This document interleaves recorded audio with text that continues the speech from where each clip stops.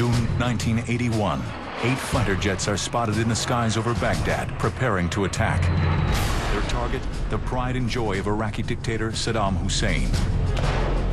It was one of the most important military surprises of all time. As the jets dive at their target, stunned Iraqis stare in disbelief.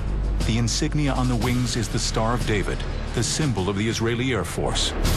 How could Israel strike from such a great distance without detection? It's something that has not been done before. For more than 2 decades, the Israelis have kept the details of this unprecedented mission a closely guarded state secret. We were not able to penetrate Israeli intelligence to gain any heads up about a potentially aggressive action against the reactor. But now, Israel has released these classified documents, and for the first time, the mission's officers, architects, and pilots can finally tell their story. There was a lot of firing from the ground, a lot of firing. You see every bullet, and each one of them, it's for you. It was an attack that shocked the world. I could hear the president. He said, "They did what?" This is a story of international espionage, blackmail, and targeted assassinations. A story of one of the most daring and dangerous military operations ever attempted. The story of Israel's raid on the reactor.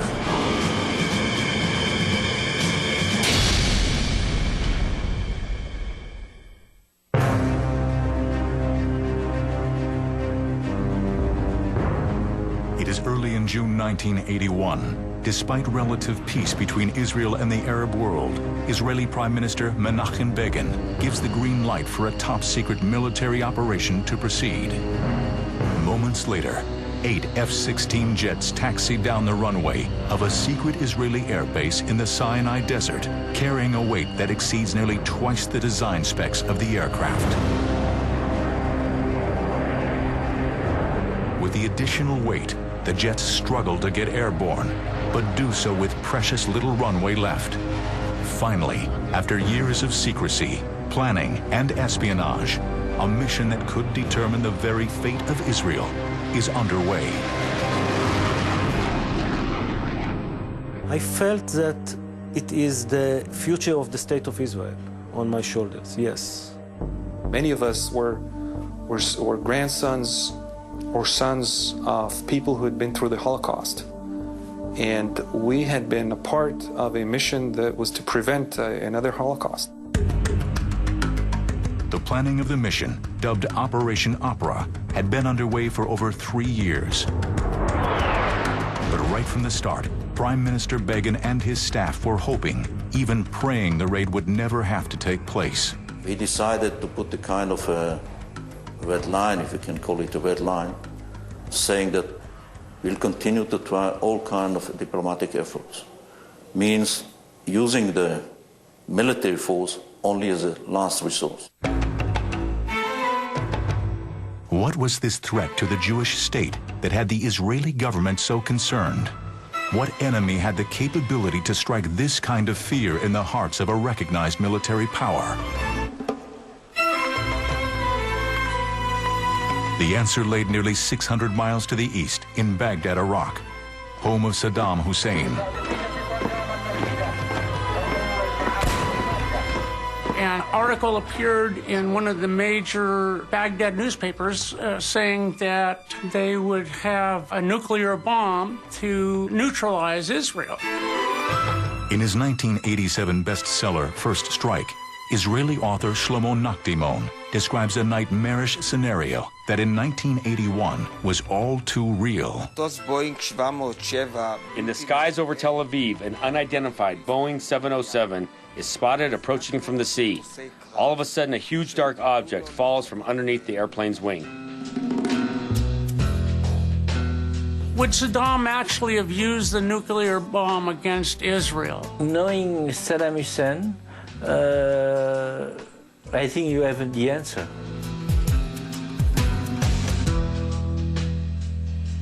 It's very obvious that this was a man who cared very little about human life and the values that dominate Western democratic societies, and that included Israel. And they were dedicated to the destruction of Israel. He published a statement to the Iranian people telling them that this nuclear capability is not going to be used against them. We're talking about in the time of war with Iran, but against the Zionist entity. With 3 bombs, there could be at least 500,000, maybe 600,000 Israeli casualties and the destruction of their major cities. Whatever Saddam's intentions were, he knew Iraq did not possess the resources necessary to develop a nuclear weapon. What his country did have in abundance was oil and billions in cash to spend. So, armed with these 2 irresistible commodities, Saddam went shopping for a reactor and quickly found a supplier, French Prime Minister Jacques Chirac and the French government. Chirac and Saddam Hussein had become quite close and had struck a contract whereby France would build this nuclear reactor. France charged him $200 million. He bought Mirage jets and 7,000 Renaults. I was interested in that story because it was too good to be true, too nicely, too clean, everything was too perfect. Jean-Pierre Van Geert is a renowned French investigative reporter, famous for uncovering government secrets and scandals for over 40 years. It was Van Geert who first broke the story about the questionable dealings between France and the notorious dictator. During his investigation, he also uncovered possible evidence that Saddam had induced and enticed French officials to cooperate. The French official got back from Iraq oil, contact in the Middle East, and they got money. When the agreement was announced in 1975, the French government defended their actions. The facility would be purely a civilian reactor, used for energy purposes only. While many accepted this explanation, there were those who doubted the rationale. Here was a nation that didn't need energy resources, didn't need nuclear energy, run by a nefarious thug, a killer.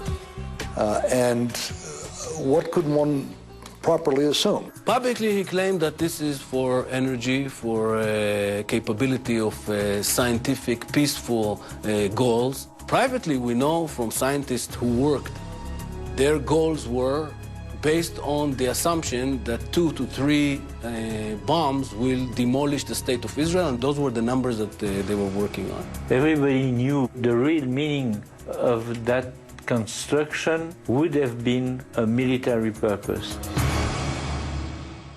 Within weeks of the announced agreement, construction on the reactor began just outside of Baghdad. Saddam named the soon-to-be-built reactor after the Babylonian month of Tammuz, the very same month in which Nebuchadnezzar began his assault on the Jewish people in 586 BC. But these developments failed to raise concerns by any nation other than Israel, who regarded the situation with pessimistic trepidation. Obviously, satellite photography was providing data on the construction of a reactor.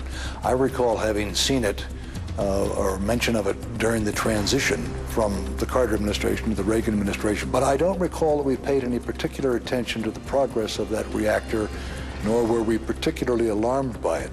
There was no attention given to it.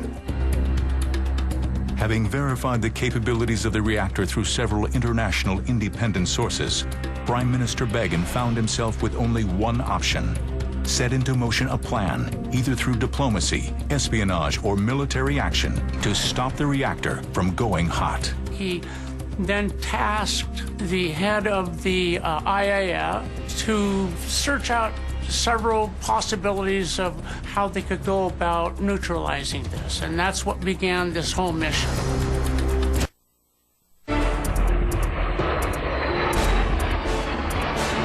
As the 8 Israeli F-16 fighter jets clear the runway, they streak towards their target. Within minutes, they are within Jordanian airspace. As planned, the pilots then descend to an unthinkable altitude of only 100 feet above the ground. We didn't don't want the enemy radar to see us, not in Saudi Arabia, not in Jordan, and not in Iraq, of course. Then, as they approach the Gulf of Aqaba, disaster strikes. And they flew right over this beautiful yacht, King Hussein of Jordan's yacht, and he looked up and saw 8 Israeli fighters heading east right above his yacht, which of course was shaking. And he figured out immediately what it's all about. So he called his officer on the ship to call command center in Amman to tell the brothers that the Israelis are coming to knock up the reactor. The pilots, unaware of the potential danger below, proceed on course. They initiate radio silence and will continue this way until they are ready to attack their target. The necessity for such a dangerous mission came only after all other attempts to halt the construction of the reactor failed. We concluded our assessment that we are going to have to act. Leaving him with very few alternatives, Begin reluctantly instructed his military commanders to begin planning Operation Opera. At the same time, Begin instructed the Mossad, Israel's famed secret service agency, to proceed with their own particular methods of delaying the construction.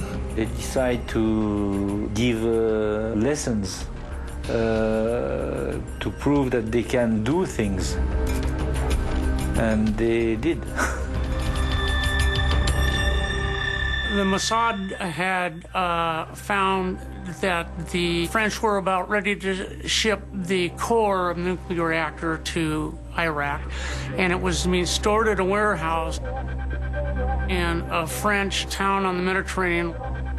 They put 2 charges of explosive to quote-unquote destroy the place.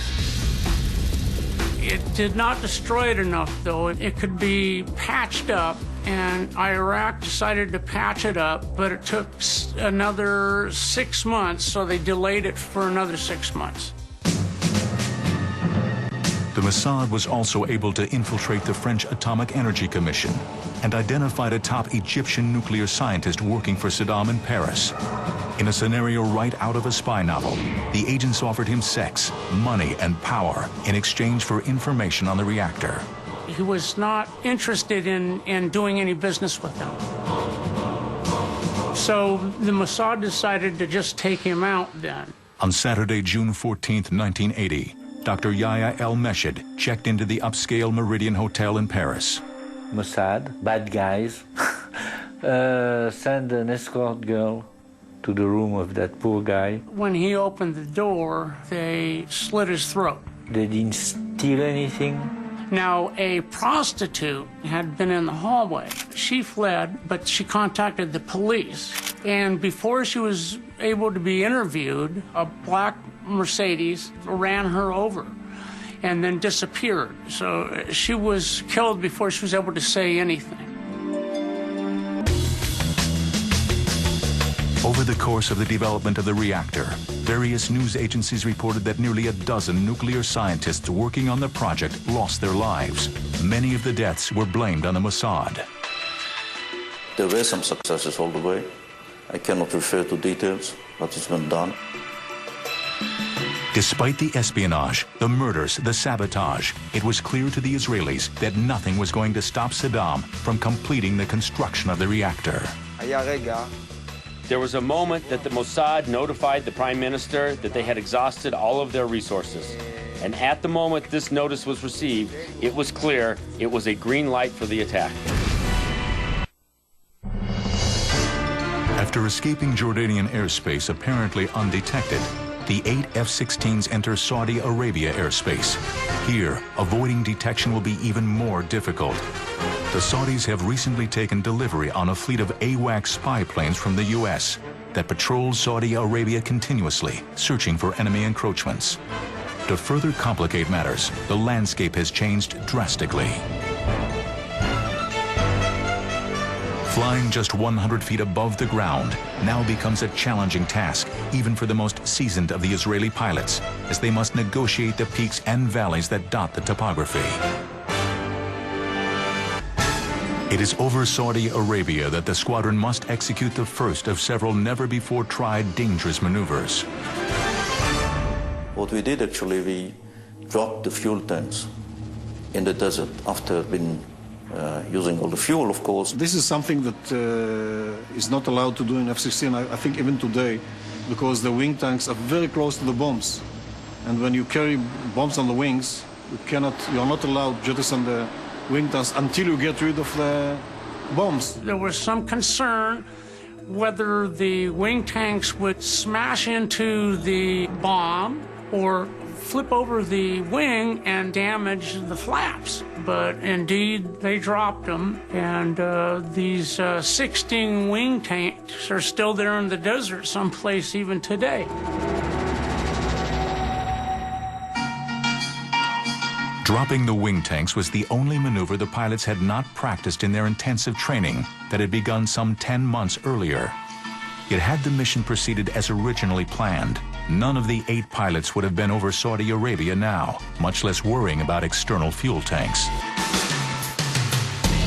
We didn't have F-16. F-16 arrived only July 1980. Ivry's initial plan called for an armed incursion into Iraq, but a similar mission by the United States military to rescue the hostages in Iran was a complete failure, and one which forced the Israelis to rethink their plan.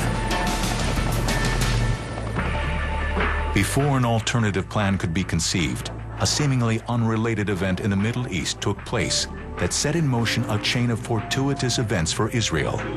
In 1979, fundamentalist Iranians overthrew the Shah of Iran. Prior to the coup, the Shah had ordered 76 new top-of-the-line F-16 fighter jets that now could not be delivered to the new hostile government. The State Department offered them to Israel, and of course they immediately said, yeah. That then changed Ivry's thinking completely.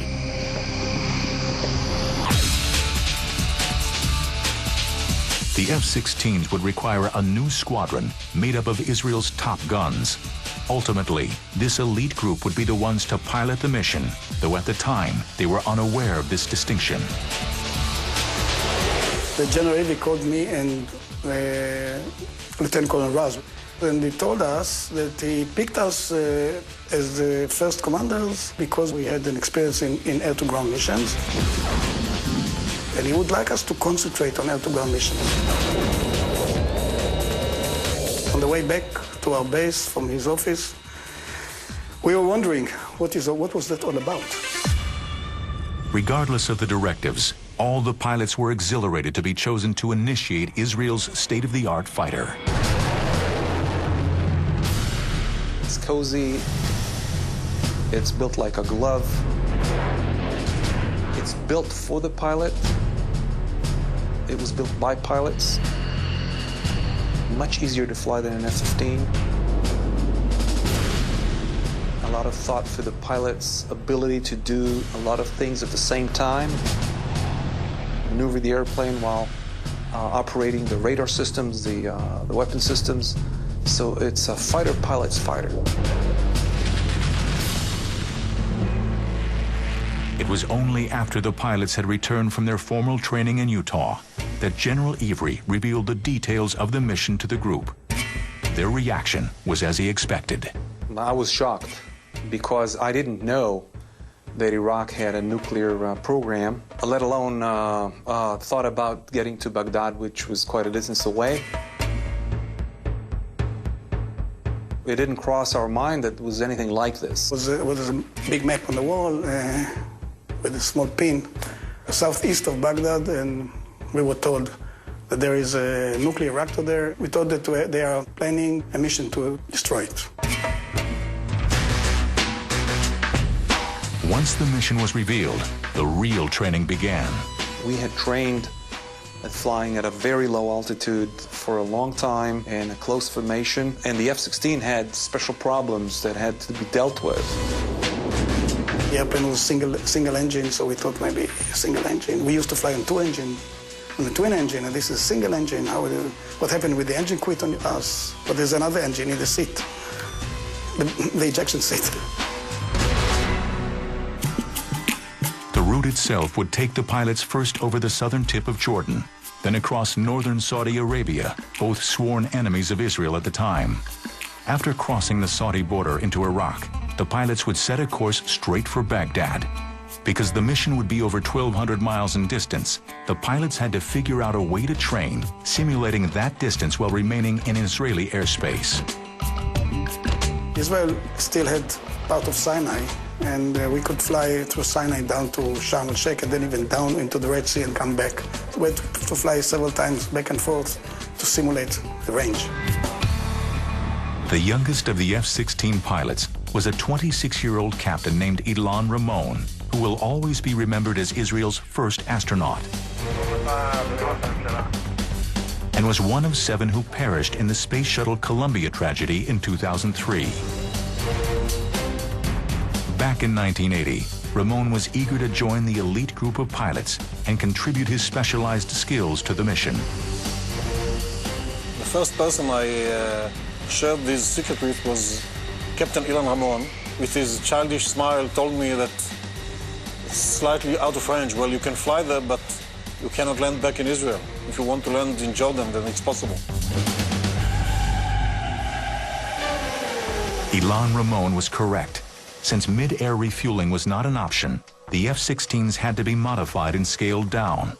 This meant adding 2 additional fuel tanks, 1 under each wing, and eliminating everything but essential equipment, which in effect would make the aircraft defenseless. We didn't take with us any jamming pods, which are for self-defense against electronic measures, I mean radars and so on.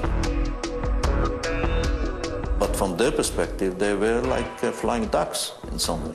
They did a mission and coming back home like flying ducks and had to, without any capability to defend themselves. As the target date fast approached, the Mossad kept an eye on the progress of the reactor, utilizing top-secret U.S. spy satellites. The satellite access allowed Israel to monitor every detail of the construction. It grew from just this one dome-shaped reactor that the French sold them to a kind of a nuclear Oz. Many buildings, administration buildings, the chemical conversion factory where they could transform the spent nuclear fuel into plutonium, just everything. The photos revealed the facility had been impressively fortified with new batteries of anti-aircraft artillery and strategic surface-to-air missiles known as SAMs. Clearly, the situation in Baghdad had progressed faster than anyone could imagine. Then, on June 1st, the French newspaper Le Point reported that the construction of the reactor was complete. It would now only be a matter of months before the facility was fully operational. 5 days later, Prime Minister Begin summoned General Ivry to his residence. The operation, he announced, will take place the day after tomorrow, Sunday, June 7th.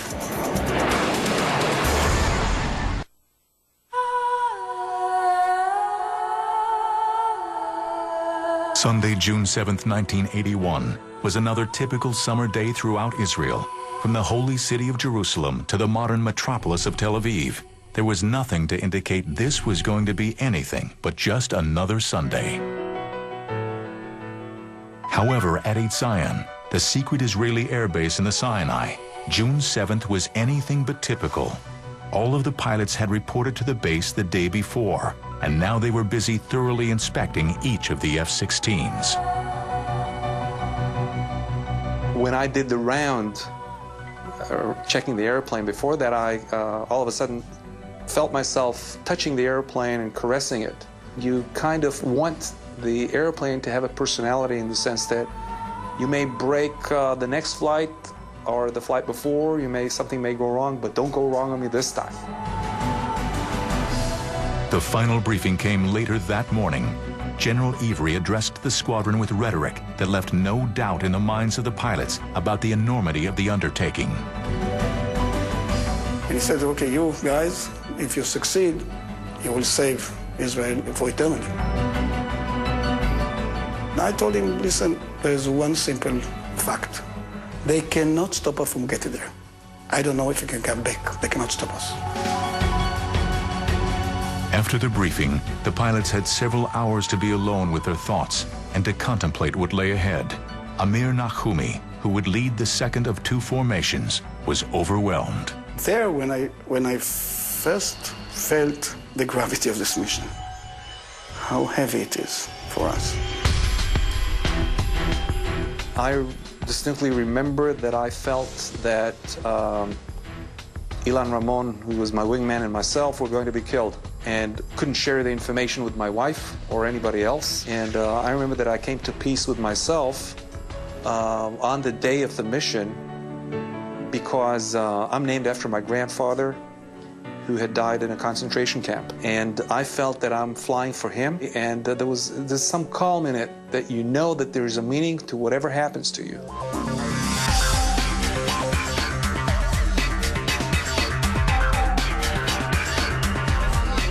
At exactly 16:01, the pilots fired up their engines and taxied to the runway. In an attempt to carry as much fuel as possible, the jets underwent a very dangerous and precarious maneuver called hot refueling just prior to takeoff. It was something that has not been done before. We brought the tankers to the runway. We just connected them to and while we was waiting for the time to take off, we was topping up the airplane. I personally had a problem with fuel transfer. My airplane was not refueling. If you were not able to refuel, basically you weren't able to come back. Moments later, the squadron's technical officer gave the pilots the thumbs-up signal. One of the major concerns for Zev Raz, who was the lead pilot, was, getting off the ground. And indeed, when they finally started taxiing down the runway, he wasn't gaining enough speed. As he was passing by these different markers where normally you'd be up and heading off into the blue, he was still on the tarmac. He was afraid he was going to run out of runway. Despite the burden of the heavy load, all 8 of the F-16s lifted off and headed east. The mission was underway.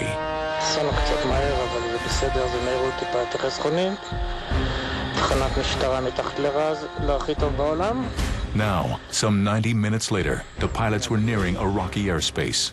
I think as fighter pilots, and getting used to being scared, which is part of the job, you occupy yourself with the technicalities of flying.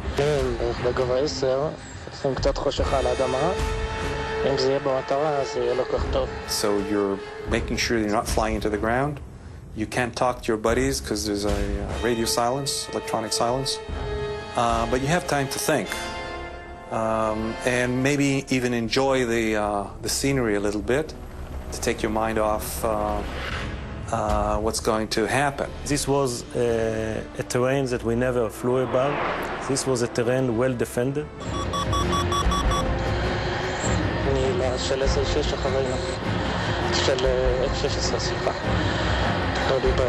At 17:35, the pilots passed the Euphrates River in western Iraq, the designated landmark to begin the bombing runs. Each pilot now accelerated their airspeed to 540 knots. And now flying at 50 feet becomes very difficult. So you really have to concentrate on your flying.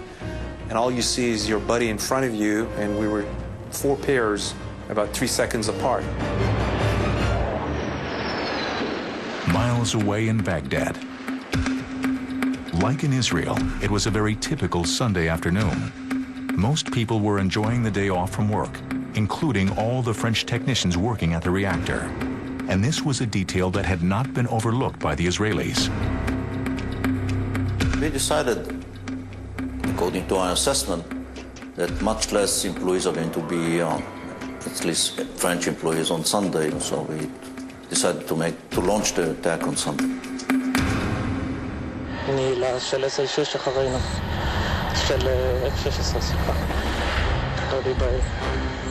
The time the raid took place was also factored into the attack strategy. The timing was a very good timing where change of guard takes place between day shift and night shift. Relek Shafir was right. Moments before the attack began, the Iraqi technicians who were manning the anti-aircraft artillery guns and the surface-to-air missiles had taken their dinner break. And now the adrenaline starts to flow. You make sure all your switches are on, everything is all set. You check and recheck, look at the wingman. Okay. Where the other guys are, look forward and wait for the fire to begin. Relek and the other pilots would have to wait for the anti-aircraft firing to begin, because for some inexplicable reason, the guards at the reactor site had turned off the radar that could have intercepted the attacking F-16s. When we turned on the radars and we saw that there were no fighters over Baghdad, we were really surprised. We were surprised, and in a way we were even disappointed. We expected them to be over Baghdad because the war was going on, because we knew that they could see us at least 15 minutes before. All their attention was towards east, and they didn't expect somebody coming from the west. The jets accelerated to 600 knots and pulled up to an altitude of more than 4,000 feet. With the target in sight, they were now ready to begin their dive. But as the jets screamed towards the target, Zev Raz discovered he had misjudged the dive point and would not be able to hit the reactor dome. So Yadlin, his wingman, cut in underneath Raz and became the #1 bomber instead of Raz. In the meantime, Raz did a loop-de-loop with his plane and came in behind Yadlin.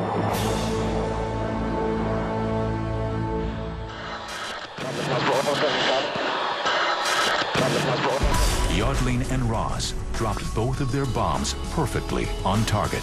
After the bombing, go to low altitude, look for each other, to cover each other and see if there are any MiGs, any enemy planes.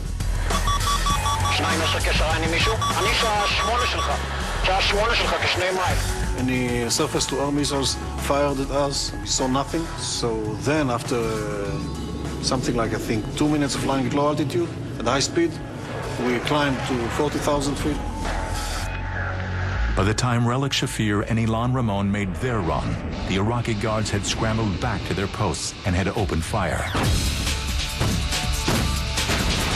So you see every bullet, and each one of them, you have a feeling that it's for you. And now you're just locked into the target where you're going to put your pipper and your gun sight. And all you care about is getting the airplane to the right spot to make sure that you have a good shot. And then the release point. 2 tons get released from the airplane. You feel a lot lighter, and you even feel like you got hit.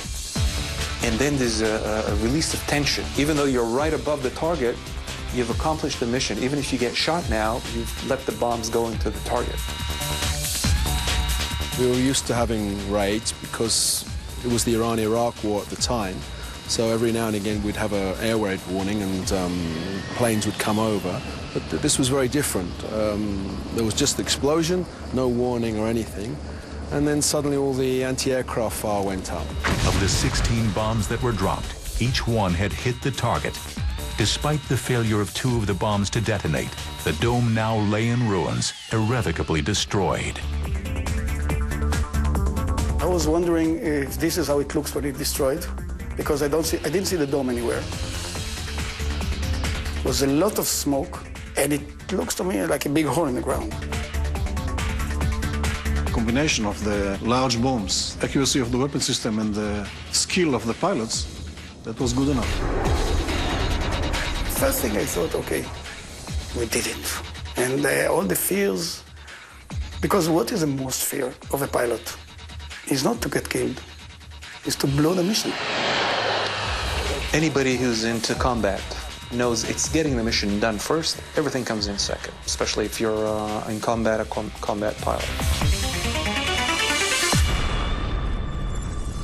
With the target destroyed, the pilots now focused their attention on their next task, getting back alive and avoiding what they thought would be a certain encounter with Iraqi aircraft. But the Iraqis didn't play. They didn't take off, they didn't shoot missiles, didn't fire missiles, they even didn't lock the radars on us. It was a big surprise for us that, according to my knowledge, not even one SAM missile was launched towards us. Even after the bombing, on the way back, 40,000 feet for more than 90 minutes, they didn't try to intercept us. Okay. And then we start, chatting over the radio, and Ivry was, for the first time, I think, in the history, he just came over the frequency and said, guys, it's not done yet. You have to land. So shut up.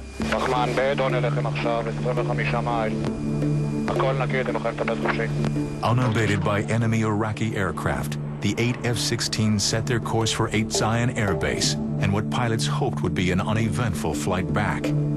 Now, it was just a matter of having sufficient fuel for the 600-mile trip. All of us came back, but with not the last drop, but very, very, very close to that. Minutes after the attack, Begin received a call from General Ivry. The bombing was a complete success. 90 minutes later, he received more good news. All the pilots had returned alive. Everything had gone as planned. The only miscalculation was Relic Shafir's prediction that he and Ilan Ramon would not make it back alive. When I got out, Ilan was in the next shelter, and we just hugged for about a minute, Didn't say a word, we just hugged each other for about a minute. If you touch someone, you know you are okay. You're alive. It was a great moment that I cherished, I still cherish.